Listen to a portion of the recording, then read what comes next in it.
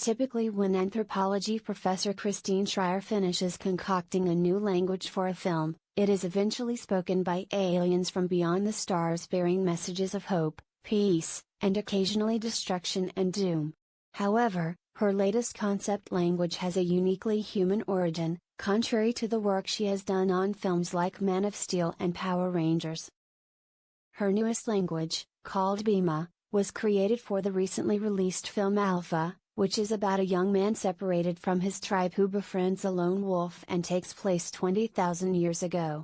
Schreyer said the filmmaker's desire for authenticity forced her to set her sights on ancient oral traditions to create something realistic but manageable for the cast. They really strived for accuracy in terms of the tool technology, the housing, the animals, and also the language, said Schreyer, who teaches at the University of British Columbia Okanagan in Kelowna.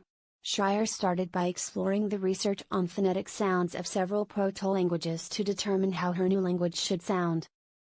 I did take out some of the more complex sounds for English speakers because the actors needed to be able to say everything, she said from Kelowna, adding there were sounds different from English retained in Bima.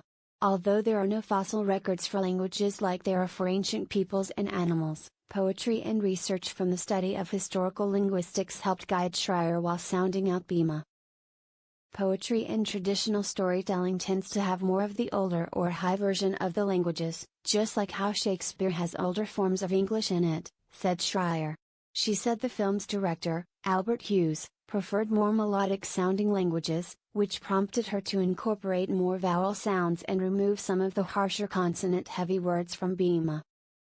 And while concept languages have been used in various films and television series since the late 1960s, such as Klingon in Star Trek or the Elven tongue in Lord of the Rings, Schreyer said the internet has given fans far more access to the languages than they had previously.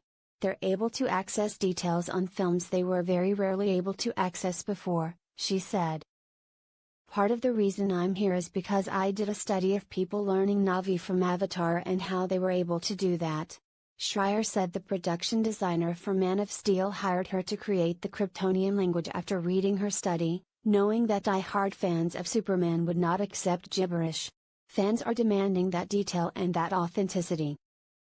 That sense of authenticity was not always in demand, or even desired at all. Schreyer said some films, including the Star Wars movie franchise, use inconsistent patterns interspersed with gibberish for language-like sounds. I think at this point it's a point of pride for them, that they're the ones that don't have it, said Schreyer.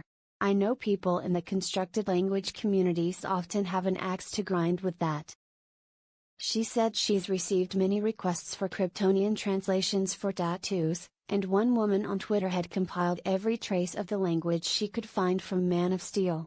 Schreyer said people have taken her courses because of their love of her concept languages, and even gone into the field themselves afterwards.